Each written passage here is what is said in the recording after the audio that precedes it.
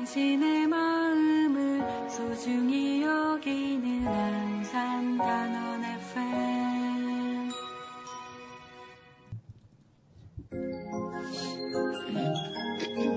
I got no time to sleep in tonight. Every night I stay up all night. When my 울림이 입는 낭독극장.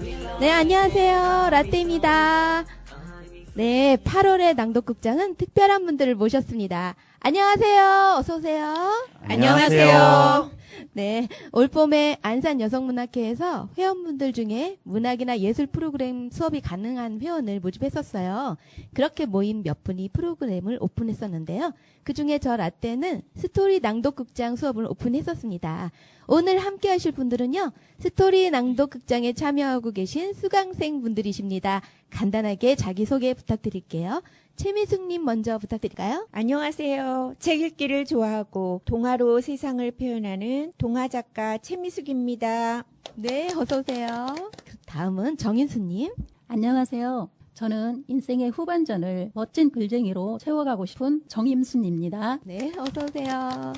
다음은 백영미님. 안녕하세요. 일상 속 작은 풍경과 사람들의 이야기를 글로 담아내고 있는 수필가 백영미입니다. 네, 반갑습니다.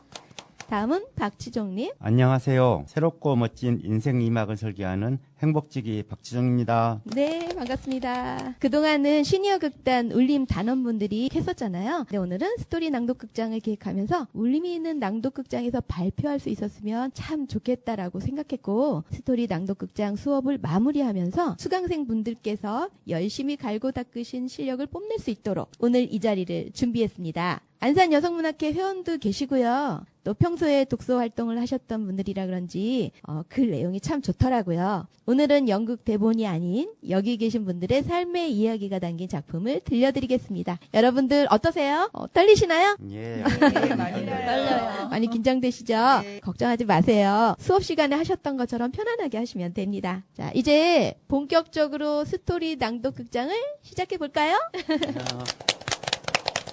첫 번째 글은 봄을 맞이하면서 쓴 글들을 준비했습니다. 자, 그럼 한번 시작해 보도록 하겠습니다.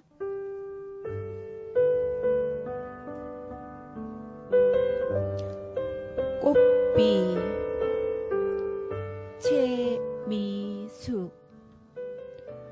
봄의 시작은 벚꽃과 함께라 할 수 있다. 벚꽃들이 만개한 공원에는 사람들로 북적인다. 오늘은 벚꽃비가 흩날리고 있었다. 바람에 얇은 꽃잎이 아무 저항 없이 흩날리며 바닥에 떨어지는 모습을 한참 쳐다보았다. 어느 드라마에서 떨어지는 꽃잎을 잡으면 첫사랑이 이루어진다며 말하는 주인공의 대사가 생각난다. 연인들은 이 떨어지는 꽃잎을 보며 설레임을 가질 것이다. 손을 뻗어 잡으려고 안간힘을 쓰기도 할 것이다. 흩어지는 꽃잎도 그 모습도 푸릇하다. 자신의 소임을 다한 꽃잎은 하늘하늘 꽃비로 떨어지면서 하얀 눈처럼 흩어지며 마지막 소임을 다한다. 그 모습이 얼마나 아름다운지 떨어지는 순간을 카메라에 담았더니 연하게 희뿌연 화면이 황홀하다. 바닥에 사뿐히 내려앉은 벚꽃잎들은 영화 시상식의 레드카펫과 같이 나무 밑으로 미색 카펫을 연출한다. 차마 신발로 강하게 지려밟지 못할 정도로 어여쁜 카펫이다. 여느 꽃이 다 예쁘겠지만 벚꽃은 꽃비로 안개처럼 떨어지는 그 순간도 아름답고 땅에 떨어져서도 눈부시게 예쁘다. 벚꽃비 흩뿌림을 바라보며 나의 중년을 돌아본다. 나무에서 만개하며 화려했던 청년의 때는 가고 이제 꽃잎이 조금씩 떨어지며 꽃받침이 드문드문 보이는 중년의 때를 맞이한다. 분홍 꽃순을 자랑하는 중년의 모습도 소박하고 우아하다. 떨어지는 꽃비를 카메라에 담았듯이 우리의 노년의 모습도 자욱이 있고 새겨짐이 있을 것이다. 자연은 모두 현재의 나를 비춰준다. 그러기에 자연과 나는 뗄 수도 없고 떼어내서도 안 되는 더불어 살아야 하는 존재인가 보다.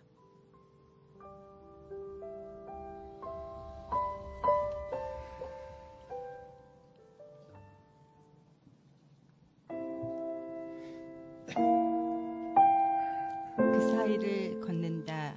백영미. 겨울이 물러간 자리에는 언제나 한 겹의 정적이 남는다. 그것은 단순한 고요가 아니라 오래 붙들려 있는 시간이 제 손을 놓고 난 뒤의 망설임 같은 것이다. 눈이 사라진 곳에 흙이 드러나 숨을 고르며 아직 돌아오지 않는 것들을 기다리는 표정으로 누워있을 뿐이다. 눈이 쓰러지고 얼음이 제 몸을 풀어 물이 되는 동안에도 들판은 쉽게 말을 건네지 않았다. 나는 느릿느릿 그 들판을 걸었다. 지난 계절이 남기고 간 마른 풀들이 발밑에서 바스러지는 소리를 냈다. 줄기들은 바람에 눕고 일어서며 이미 끝난 시간을 되짚고 있어 나는 몇 번이나 걸음을 늦추었다. 사라지는 속상임은 너무 작았지만 그 속에는 계절 하나가 온전히 담겨 있는 듯했다. 그 들판에 아주 미세하게 다른 결의 움직임이 스며들고 있다. 도드라진 흙틈 사이로 연약한 움직임이 보였다. 마른 풀 사이로 새순이 올라오고 아직 이름 붙일 수 없는 색들이 빛에 익숙해지려는 듯 조심스럽게 고개를 들고 있다. 그것은 연두라 부르기에도 이른 그러나 분명히 겨울과는 다른 기척이었다. 겨울에 비어 있음이 실제로 얼마나 많은 것들을 품고 있는 상태인지 이제 조금 알 것 같다. 나는 그 앞에서 잠시 걸음을 멈추었다. 살아있는 것들은 언제나 이렇게 돌아오는구나 라는 생각과 함께 돌아오지 않는 것들에 관한 생각이 겹쳤다. 돌아올 수 없는 것들은 어디에 머무는 걸까? 그 질문은 대답하지 못한 채 들판 위로 오래 떠돌았다. 어떤 이름들은 입 밖으로 꺼내지 않는 편이 더 오래 남는다. 부르면 금세 흩어져 버릴 것 같아서, 아니, 부르는 순간 감당할 수 없을 것 같아서 나는 한동안 아무 말도 하지 않고 걸었다. 다만 바람이 스쳐가는 소리와 발밑에서 부서지는 것들의 소리를 들으며 그 사이 어딘가에 머물러 있는 시간을 짐작했다. 겨울 들판은 아무 일도 하지 않는 것처럼 보였다. 그러나 그 고요 속에는 누구도 대신해 줄 수 없는 견딤의 시간이 있었을 것이다. 그 땅 속에서 끊임없이 무언가 준비되고 쌓여 있을 것이다. 바깥으로 드러나지 않는 변화들은 때가 되면 아주 작은 형태로 모습을 드러낸다. 새순 하나, 물기 어린 흙 한 줌, 이전과는 조금 달라진 빛의 결 같은 것으로. 봄은 그렇게 쌓인 시간의 한 겹을 벗어내며 그 속살을 도려내고 있다. 햇살이 들판 위에 내려앉았다. 겨울의 빛이 사물을 단단히 붙들어 두었다면 지금의 빛은 그것을 천천히 풀어놓고 있었다.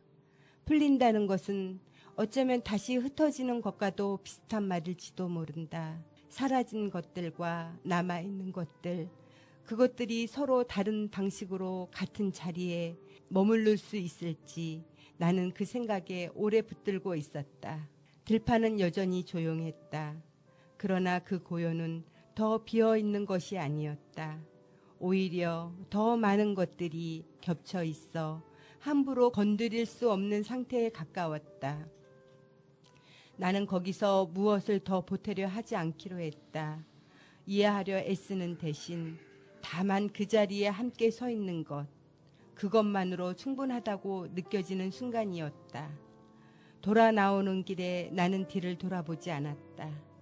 이미 그곳에 남겨두고 온 것들이 있고 동시에 그곳에서 가져온 것들도 있었기 때문이다. 계절은 언제나 한쪽으로만 흐르지 않는다. 지나간 것과 다가오는 것이 서로를 비추며 계절은 우리가 감당할 수 있을 만큼만 내어줄 것이다. 아마도 봄은 그렇게 온다. 미세한 흔들림으로. 우리가 알아차리는 순간에는 이미 계절 하나가 우리 곁을 지나가고 난 뒤일지도 모른다. 나는 돌아오는 것들과 돌아오지 않는 것들 사이에서 끝내 말하지 못한 이름들과 다시 불리게 될 이름들 사이에서 그 사이를 걸으며 조금씩 다른 사람이 되어 가고 있다.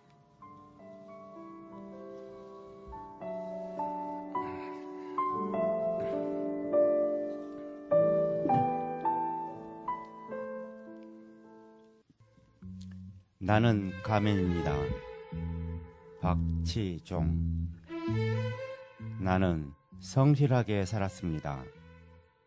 어떠한 일도 회피하지 않고 진심을 다했습니다. 어떠한 경쟁에서도 물러섬이 없이 최선을 다했고 누구에게도 당당하게 맞섰습니다. 진실만은 가리고 싶지 않았기에 부정한 것과는 거리를 두었고 청렴한 얼굴이 되도록 노력했습니다. 자신과의 나태함과도 싸웠습니다. 늘 새로운 얼굴을 고민하였고 남들과 다른 표현에 도전했습니다. 그런 긴장 속에서 수십 년을 보내고 첫 무대를 잘 마무리했습니다. 그러나 가끔 지독한 외로움을 겪었습니다. 그럴 때면 자신에게 질문을 했습니다. 너 괜찮니? 하지만 아직도 그 대답을 찾지 못했습니다. 나의 가면은 그 시기에 맞는 자기 표현 방식이었을 것입니다. 그 모습도 나의 일부분이었다는 사실을 이제는 인정할 수 있습니다. 이제부터 지난 시절의 가면은 벗고 새로운 자신을 찾으려고 합니다. 다양한 경험과 새로운 만남을 통하여 위로하고 응원하고 사랑하면서 내 마음을 그대로 비추는 밝은 미소의 얼굴이 되고 싶습니다. 깊고 좁은 우물을 떠나서 넓은 바다를 향한 멋진 항해를 하려고 합니다.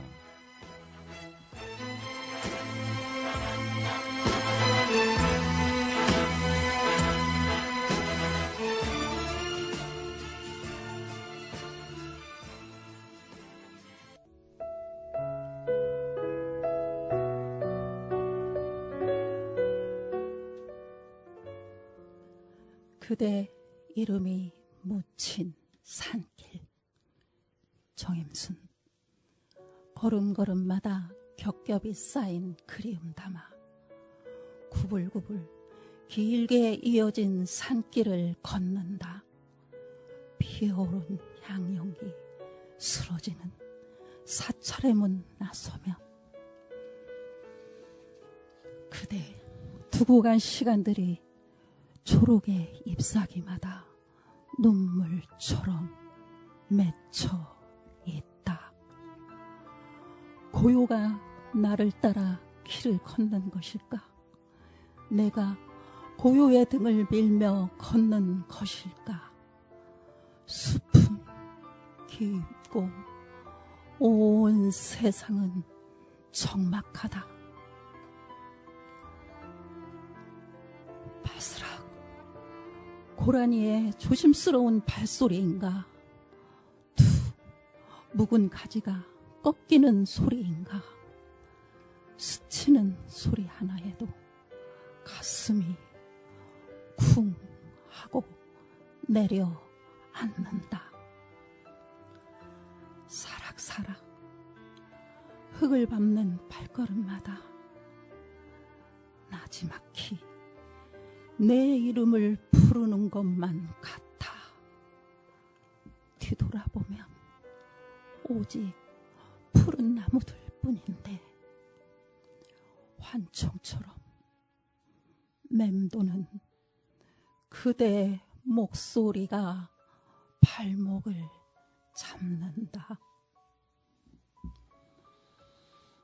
불러도 돌아볼 사람 없는 이 외로운 산길에서 기어이 눈물 대신 노래를 얻는다. 스쳐가는 바람소리처럼 자지러지게 우는 산새 노래처럼 그대 이름이 이 깊은 산속 구석구석에 아스라이 스민다.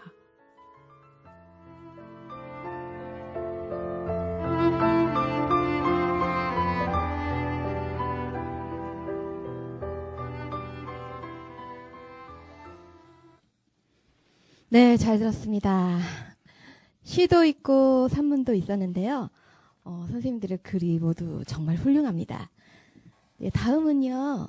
우리 선생님들이 그리운 이들에게 전하는 글을 편집글로 써보았습니다. 한번 들어보시겠습니다.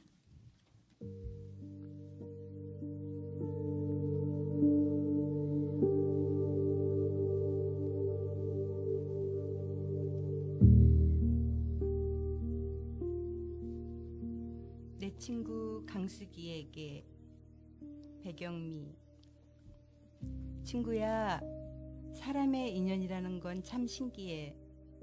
수많은 사람을 만나고 스쳐 지나오면서도 어떤 이는 기억 속에서 멀어지고 어떤 이는 낯선 골목 하나를 사이에 두고도 평생 온기로 남으니까. 우리가 처음 마주 앉았던 날이 아직도 선명해. 커피들, 설탕들, 프림들, 사소한 취향이 닮았다는 사실만으로도 괜히 좋아 웃음이 났었었지. 조심스레 건네던 편지와 그 안에 담긴 진심, 그 만남이 30년 우정의 시작이 될 줄은 그때는 미처 몰랐어. 아이들을 학교에 입학하던 날이 엊그제 같은데 모두 장성해 저마다의 삶을 살아가고 있네. 우리도 그 긴 시간을 함께 걸어오며 어느덧 같은 만큼의 세월을 품게 되었어. 좋은 날에는 누구보다 먼저 함께 웃었고 힘든 날에는 이유를 묻기보다 곁을 지켜주었었지. 그렇게 기쁨도 아픔도 함께 견디며 서로의 시간을 가장 가까이에서 지켜보았잖아. 가끔은 꽃다발을 말없이 건네고 반찬과 간식을 문고리에 걸어둔 채 초인종도 누르지 않고 돌아서던 내 뒷모습, 그 마음을 발견할 때마다 오래도록 가슴이 먹먹했었어. 굳이 설명하지 않아도 눈빛 하나로 서로의 하루를 읽어내는 사이, 그런 다정함을 너는 늘 말 대신 행동으로 보여주었지. 어느새 머리카락에도 은빛이 내려앉고 얼굴에는 세월의 흔적이 하나둘 늘어가지만 너와 함께 있으면 마음만은 처음 만났던 그 시절처럼 편안해. 바동이 너는 어떨지 모르겠지만 젊음은 지나갔어도 우리의 우정은 여전히 청청하구나. 오래된 나무가 숫자를 더할수록 더 단단해지듯 우리도 그렇게 서로에게 든든한 그늘이 되어 왔으니까. 강수가 오랫동안 내 삶을 곁에서 지켜주고 평범한 날들을 따뜻하게 밝혀줘서 정말 고마워. 들꽃 한 송이에도 가슴 설레고 따뜻한 국 한 그릇에도 서로를 먼저 떠올리는 친구로 함께 하자. 걸음이 느려지는 날이 와도 여전히 가장 먼저 안부를 묻고 기쁨도 슬픔도 제일 먼저 전하고 싶은 사람이 나는 너였으면 좋겠어. 돌아보면 내 인생의 소중한 순간마다 늘 내가 있더라. 함께 웃던 날도, 말없이 손을 잡아주던 날도, 아무 일 없는 평범한 하루까지도. 사람은 살아가며 얼마나 많은 것을 가졌는지가 아니라 끝까지 곁을 지켜주는 사람이 몇 명인가로 삶이 채워지는 것 같아. 내게는 그 한 사람이 바로 너였어. 오랜 시간 한결같이 내 친구여서 고맙다.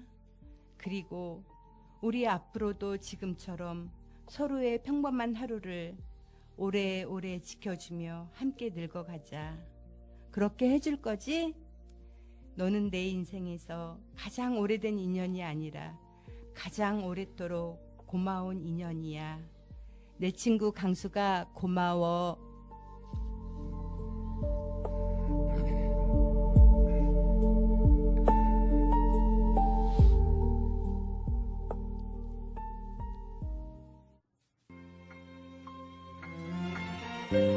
바다야 친하게 지내자.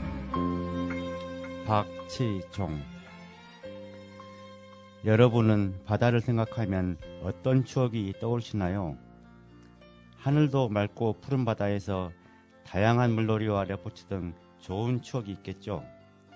그리고 낚시와 스쿠버 다이빙을 하며 그 속까지 들여다보신 분도 있을 겁니다. 나의 고향인 여수는 삼면이 바다로 둘러싸인 반도입니다. 주위의 사람들은 바닷가 출신이니 수영을 잘할 것으로 생각할 겁니다. 하지만 저는 수영을 못합니다. 초등학교 시절 겨울방학 때는 가끔 큰 집 근처의 시냇물에서 썰매를 타곤 했습니다. 한 번은 갑자기 빙판이 깨지는 바람에 얼음 밑으로 빠지고 말았습니다. 그로 인해 물에 대한 트라우마가 시작됐답니다. 이런 내 모습이 안타까웠는지 아버지는 낚시를, 어머니는 수영을 가르치시며 바다와 친해지도록 노력하셨답니다. 결국 수영 못 배웠지만 겨우 낚시하는 요령을 조금이라도 배웠으니 다행이죠. 고등학교 시절 아버지께서 양식업을 하셨습니다.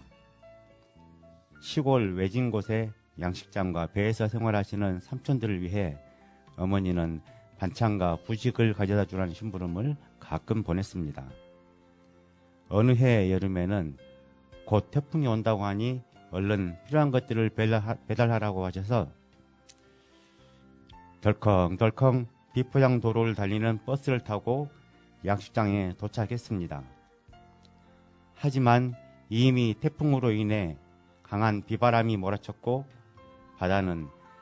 파도는 바다 위에 모든 것을 집어삼킬 듯 배를 강하게 때렸습니다. 돌아갈 버스의 운행도 중단된 바람에 삼촌들과 무서운 밤을 배 안에서 뜬으로 보낸 적도 있었습니다. 대학 시절엔 또다시 태풍에 의해 큰 피해를 겪으면서 결국 양식장을 그만두었답니다. 결국 우리 가족은 매우 어려운 상황을 경험했습니다. 이렇듯 바다와 친해지기는 참 어려웠습니다. 여름 방학이면 가끔 친척 형님들과 낚시도 했습니다.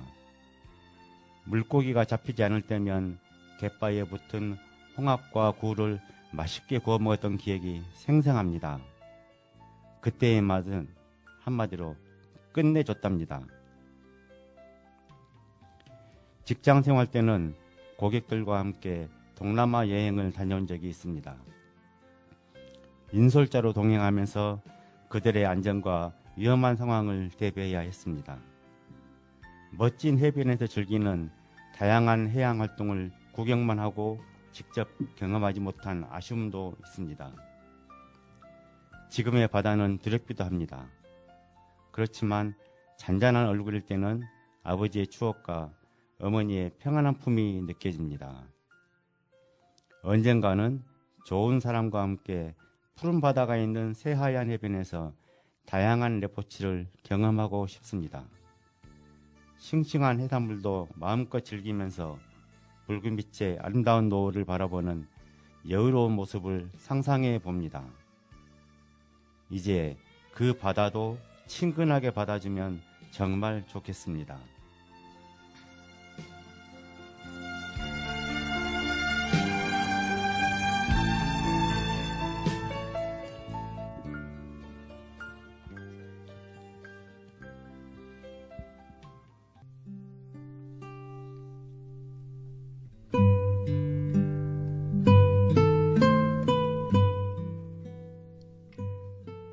갯벌에 물든 우정.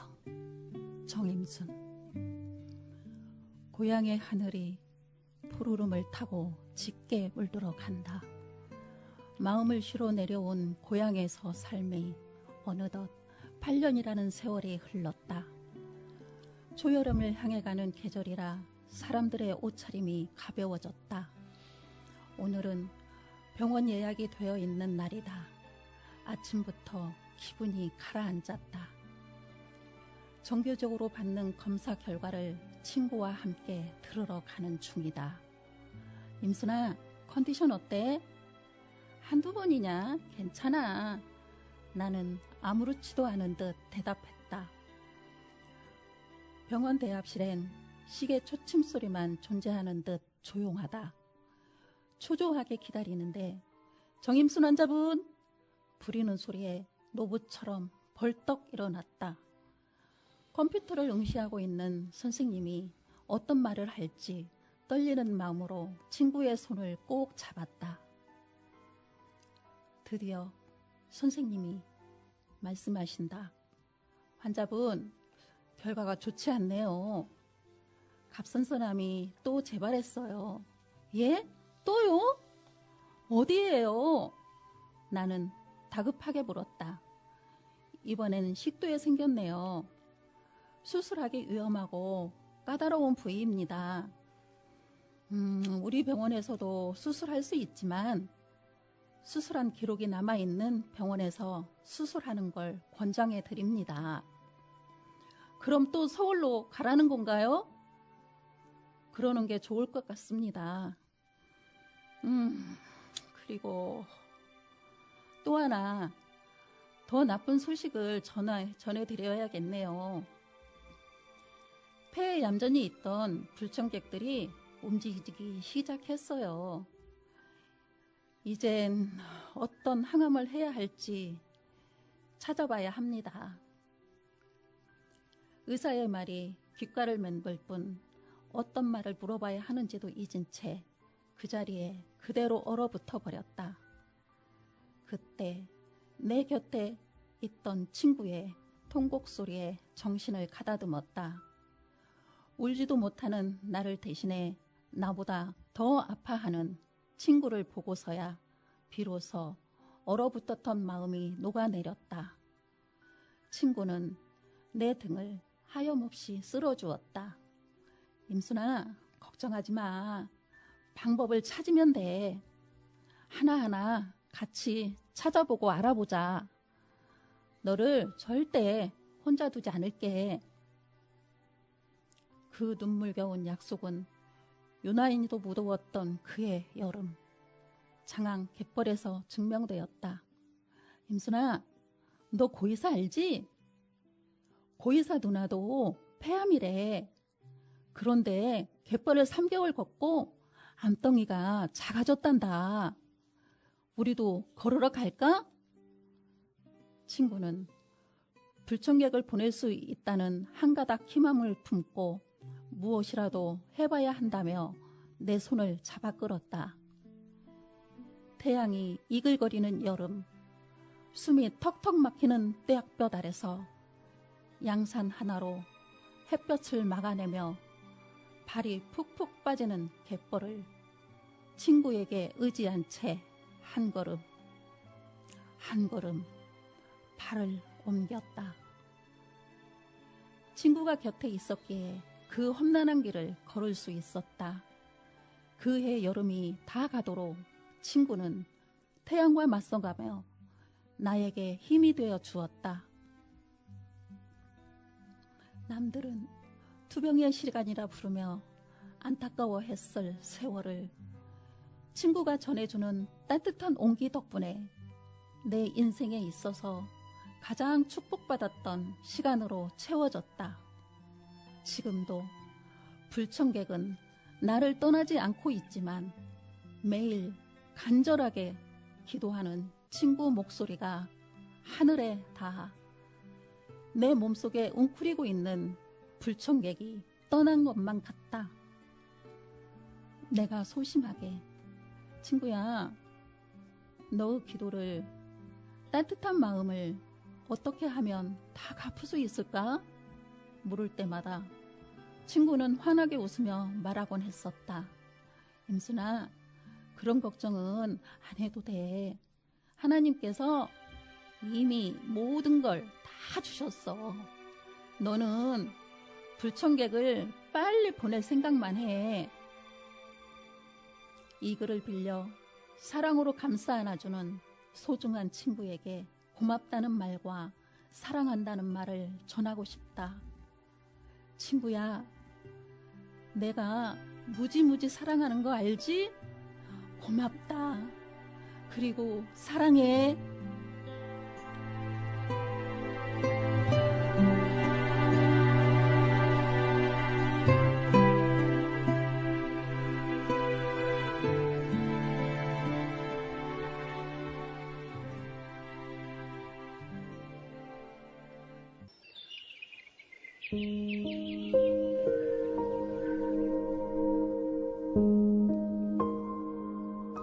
친구에게 최미수.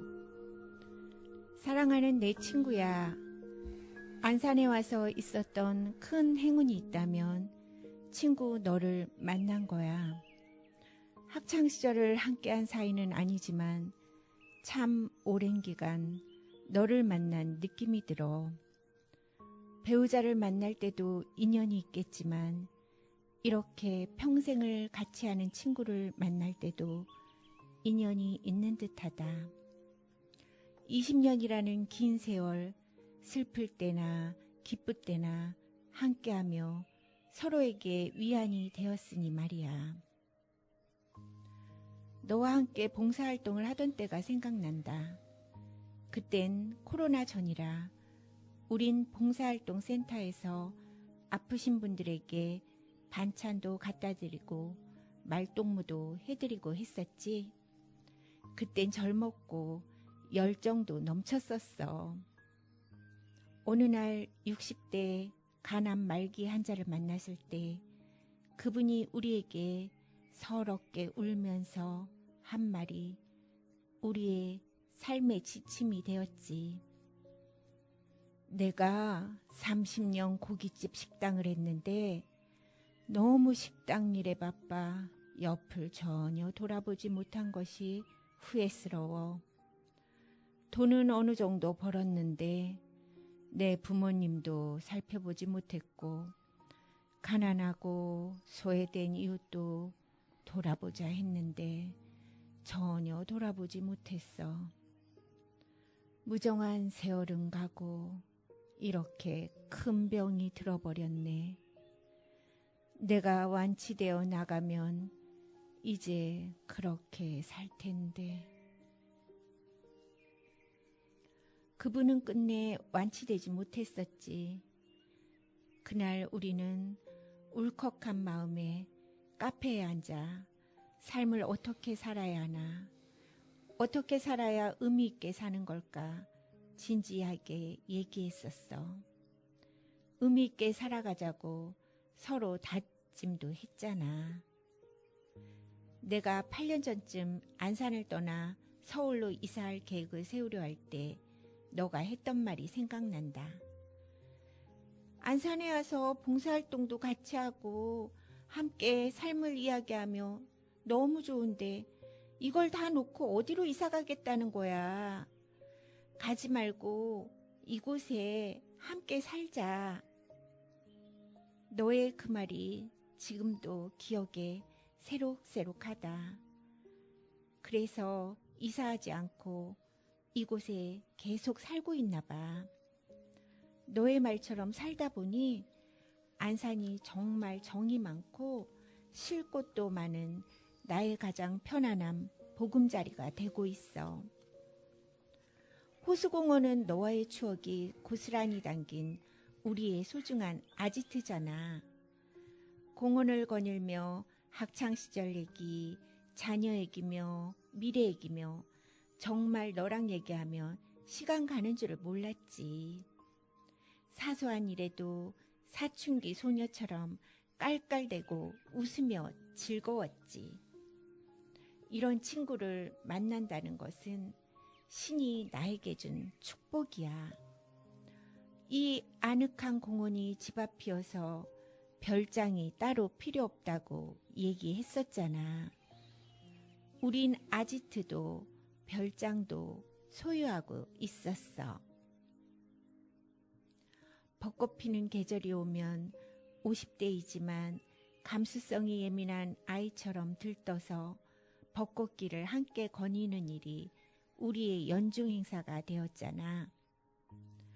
아카시아 나무 앞에 앉아서 아카시아 향의 달콤함에 취하곤 했었지. 재물이 풍족하지 않아도 우린 모든 걸 다 가진 것처럼 마냥 흐뭇하고 행복했어. 겨울에 김장김치를 하면 몇 가지 김치를 나에게 갖다 주며 무심한 듯 맛보라고 주는 너의 따뜻한 배려가 늘 감동이었어. 귀한 건 좋은 사람과 나눠 먹어야지. 너가 말한 대로 나도 그 마음이야. 나에게 소중한 것도 너에게 나눠줄게. 친구야, 나는 지금 시아버님이 붓글씨로 써서 손자에게 선물한 생각만 해도 참 좋은 당신이라는 액자를 보고 있어. 이 문구를 지그시 바라보고 있으면 너가 떠오른다. 친구, 너가 생각만 해도 참 좋은 당신이야.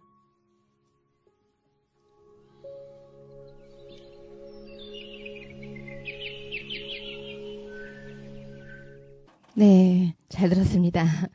그리운 분들께 전하는 애틋함이 마음 한편에 따뜻하게 스며드는 것 같습니다. 제가 수업 시간에 여기 계신 선생님들께 자신의 에피소드를 써오라는 과제를 드렸었습니다. 처음에는 특별한 얘기가 없다, 뭘 써야 할지 모르겠다 하셨어요. 근데 모두 재미있는 이야기를 써오셨더라고요. 그래서 다음 순서는 오늘 스토리 낭독극장의 주요 내용이라 할 수 있겠어요. 내 생의 가장 인상적인 이야기를 들려드리도록 하겠습니다.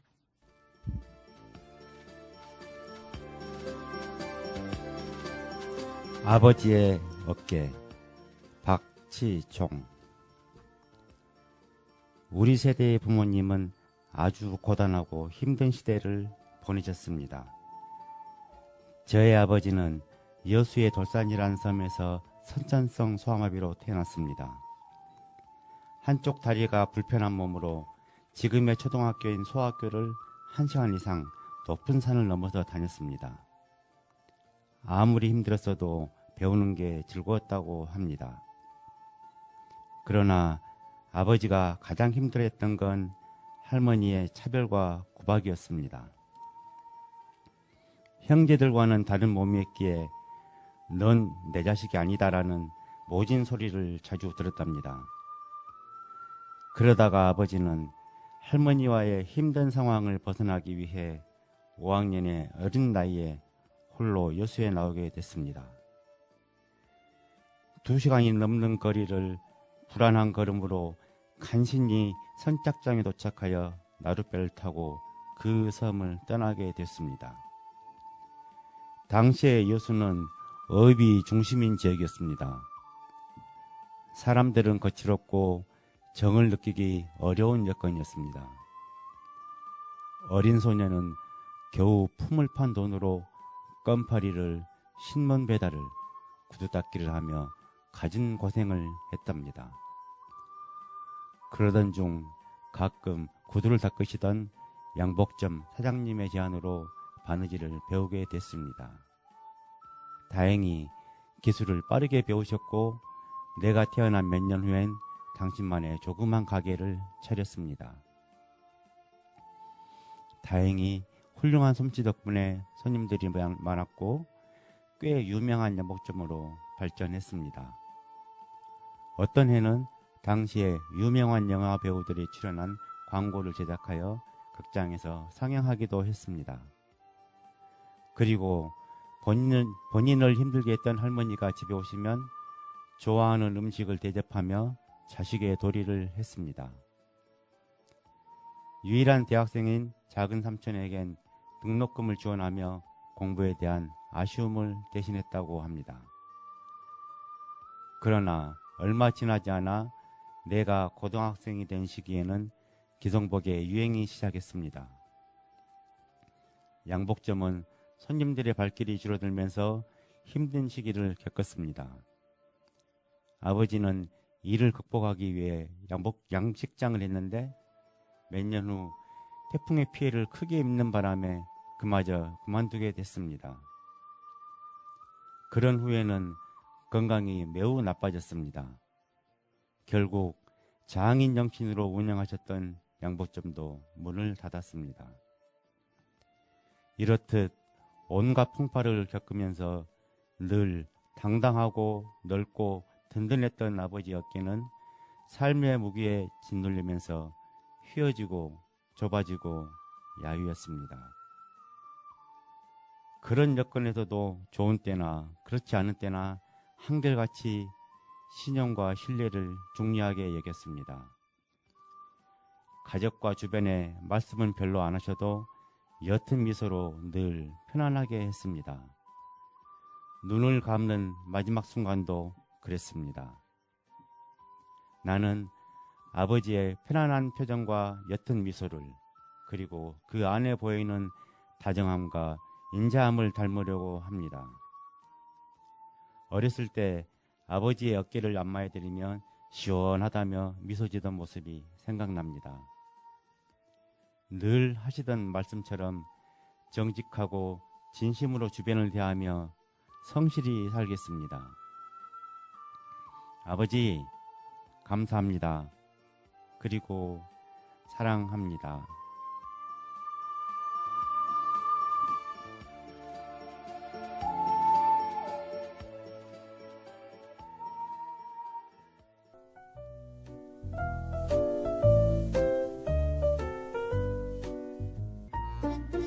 발가락이 부른 대소동, 정임순. 어느 날 새벽에 벌어진 일입니다. 깊은 단잠을 깨운 건 다름 아닌 방광이었어요. 잠결에 화장실을 다녀오다 발매트에 발가락이 걸려 그대로 꽈당 넘어졌어요. 식구들 깰까봐 불도 못 켠 채 어둠 속으로 더듬더듬 만져보았어요. 그런데 어라? 손끝에 닿는 축축한 느낌이 이상해 핸드폰 불빛으로 살펴보니 세상에 피가 내 발걸음마다 레드카펫처럼 흔적을 남겼더군요. 사람 마음이 참 묘해요. 빨간 피를 보니까 괜히 가슴부터 덜컥 내려앉더군요. 조금 전까지 멀쩡하던 발가락이 갑자기 중환자처럼 보이기 시작했습니다. 급한 대로 휴지를 뜯어 지혈을 시작했습니다. 그런데 휴지를 떼면 피가 흐르고 떼면 또 흐르는 겁니다. 어머? 생각보다 많이 다쳤나? 어떡하지? 겁이 덜컥 난 저는 곤히 잠든 아들을 마구 흔들어 깨웠습니다. 아들아! 아들!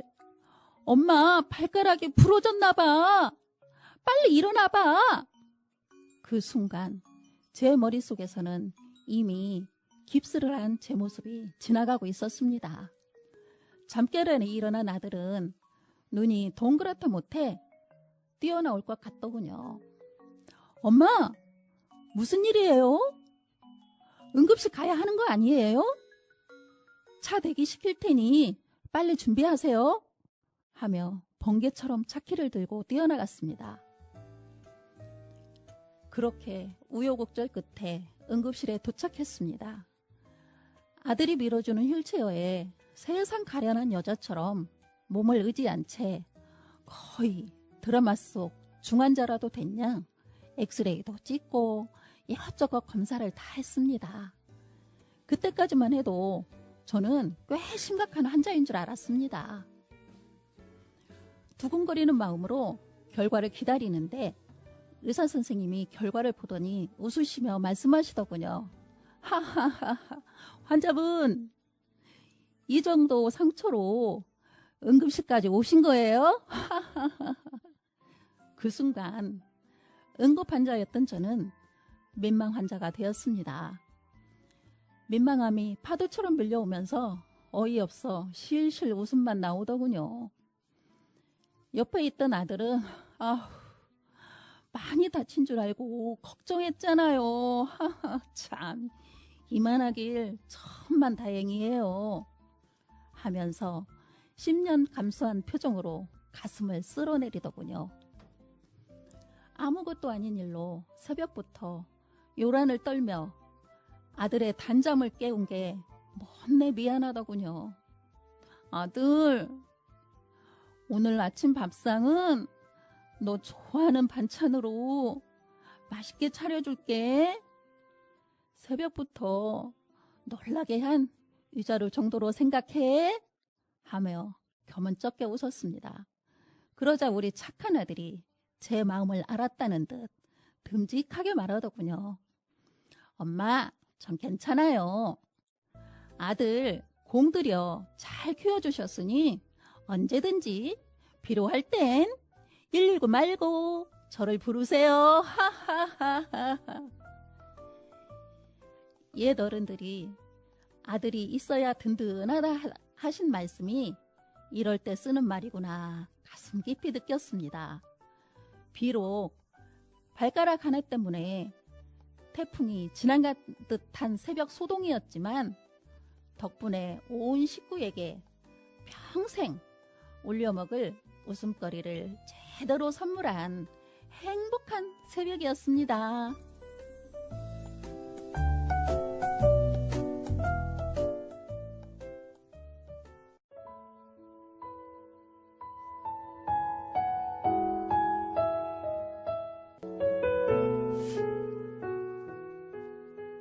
상처 입은 할아버지 최미숙. 친구와 함께 거리를 지날 때였다. 할아버지 한 분이 가로수 옆에 비스듬히 누워 계시는데 손등 쪽에서 피가 흐르고 있었다. 우린 재빨리 가서 할아버지를 일으켜 앉혔다. 할아버지, 어디 사셔요? 왜 여기 이러고 계셔요? 고개를 푹 숙인 할아버지가 잠시 뒤 말을 알아들으셨는지 천천히 말을 이었다. 술을 한잔 했어. 근데 오다가 턱에 걸려 넘어졌어. 할아버지한테서는 술 냄새가 많이 났다. 술을 마시고 오다가 넘어진 것 같았다. 우리 아버님과 비슷한 연세신 것 같은데 그 모습이 너무 안타까웠다. 손등과 팔에 피가 많이 번져 어디까지 상처 부위인지 알 수가 없었다. 폐인 것도 같았지만 피 때문에 자세히 알 수 없었다. 지혈이 필요했다. 친구가 할아버지를 부축하고 있는 동안 난 앞쪽 약국으로 갔다. 다행히 가까운 거리에 약국이 있었다.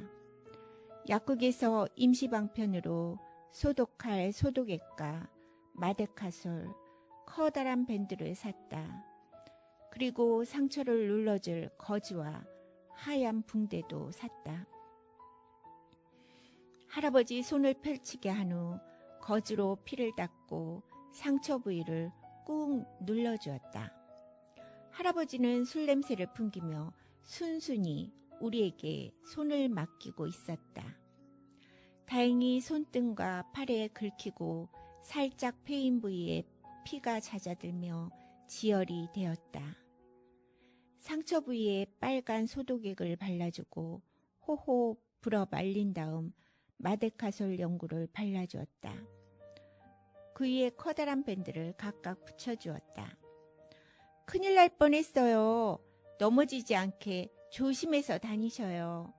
더 크게 다치면 병원 가셔야 해요. 고마워. 내가 오늘 한잔 했어.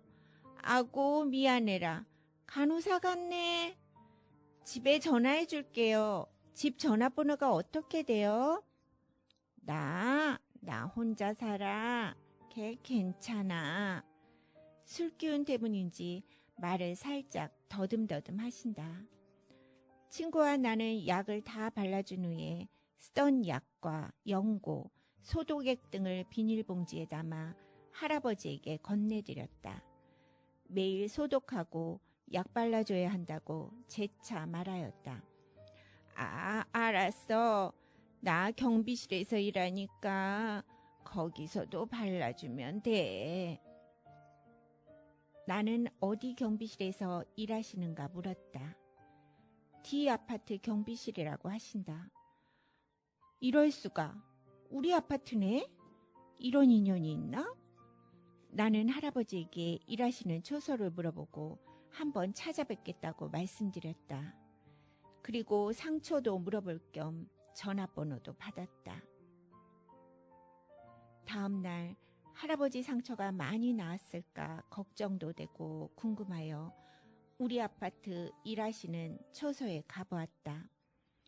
그 주위를 살펴보아도 할아버지는 안 계셨다. 분명 5초소라고 하셨는데.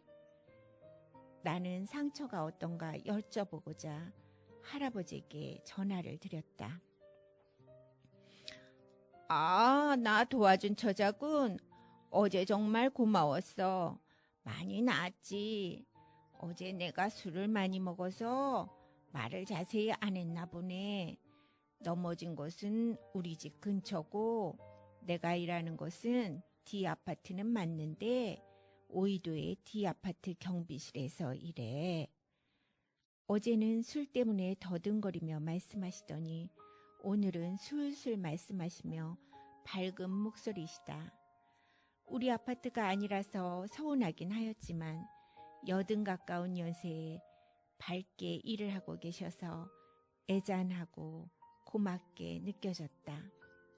다음에 오이도 쪽 아파트 경비실에 음료를 사들고 한번 찾아뵈야겠다.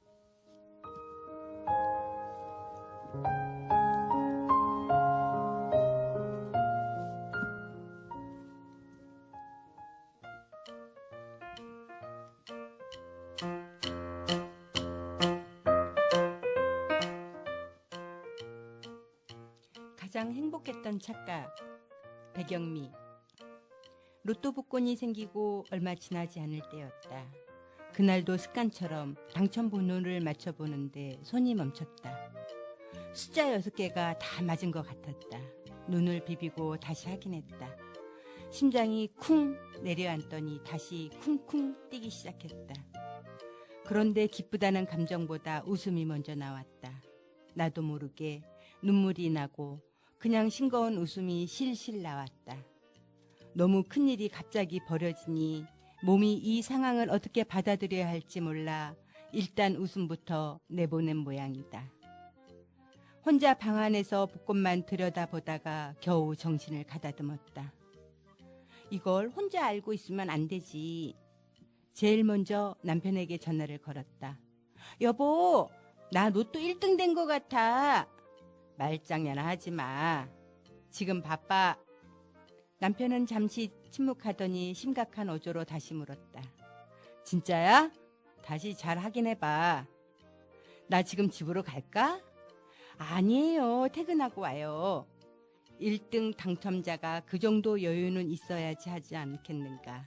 전화를 끊고 이번에는 친구에게 전화를 걸었다. 마침 그 친구는 어려운 사정으로 2천만 원이 필요하다고 했던 참이었다. 평소 같으면 어떻게 도와줄지 고민했겠지만 그날의 나는 달랐다. 나 로또 1등 됐어. 정말? 응, 2천만 원 내가 선물할게. 진짜? 현금으로 줄까? 계좌로 보내줄까? 1등 당첨되었으면 그 이상도 나눌 수 있다고 생각했다. 오후 2시쯤 남편에게 다시 전화가 왔다. 정말 맞는 거 맞아? 맞아. 내가 몇 번이나 하긴 했어. 여보, 당첨금 내일 받으러 갈까? 쉬! 누가 듣겠어. 당분간 아무한테도 말하지 말고 조용히 있어. 나 수기한테 말했는데. 이 사람아, 그걸 벌써 소문냈어?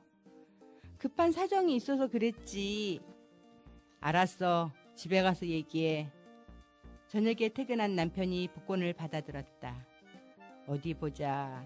우리 부부는 당첨 번호를 차례로 확인했다. 그런데 남편 표정이 점점 굳어졌다. 이게 뭐야? 장난하는 거야? 왜? 이 사람아, 오메 내가 환장하겠네. 남편은 한숨을 푹푹 내쉬더니 어이없다는 표정으로 말했다. 로또는 한 줄에서 6개가 다 맞아야 1등이야. 순간 머릿속이 하얘졌다. 그때까지 나는 45개 숫자 가운데 6개만 맞으면 되는 줄 알고 있었다. 여러 줄에 흩어져 있는 숫자를 전부 합쳐 세고 있었던 것이다. 한마디로 규칙도 모르고 혼자 1등이 된 셈이었다. 남편은 말없이 밖으로 나가 담배를 피웠다. 창문 너머 보니 하늘만 멍하니 바라보며 연기만 내뿜고 있다. 하루 종일 행복을 상상했던 남편에게 조금 미안했다. 문제는 친구였다. 한참을 망설이다 전화를 걸었다. 있잖아, 나 아까 전화한 거 있지? 응, 로또 1등 됐다는 거? 그게 내가 규칙을 잘못 알고 있었어. 잠시 침묵이 흘렀다. 그래서 1등 아니라고. 친구는 한참 웃었다. 나도 민망하고 어이없어 따라 웃었다. 그 통화는 좀 오래 이어졌다. 지금도 그 순간이 가끔 생각난다. 1등이라고 믿었던 그 짧은 시간. 기쁘기보다는 웃음만 나오던 이상한 기분. 어쩌면 사람은 너무 큰 행운이 눈앞에 나타나면 감정이 미처 따라가지 못하고 헛웃음부터 나오는지도 모르겠다. 그날 이후 나는 2가지를 깨달았다. 첫째, 로또를 사기 전 규칙을 읽어야 한다는 것. 둘째, 통장 잔액도 확인하지 않고 선물부터 약속하면 안 된다는 것. 지금은 웃으면서 이야기할 수 있지만 그날 저녁 나도 민망하고 남편도 허탈하고 친구도 황당했을 것이다. 그래도 세월이 지나고 나니 오히려 진짜 1등 당첨보다 더 오래 남는 추억이 되었다.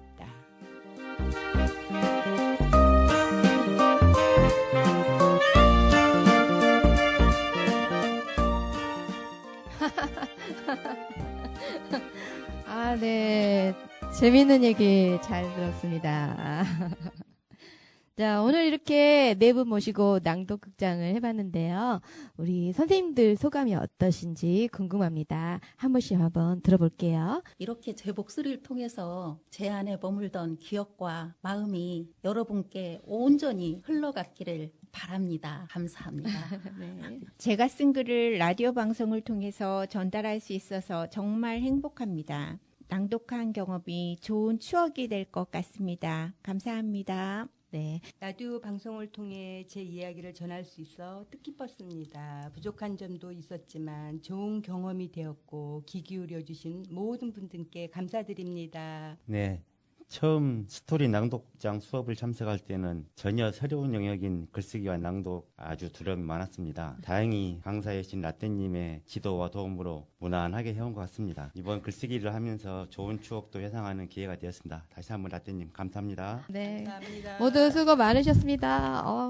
우리 들으시는 청취자 여러분들도 오늘 아주 감동을 듬뿍 느껴보는 낭독극장이 아니었을까 싶습니다. 수고하셨습니다. 감사합니다. 감사합니다. 네.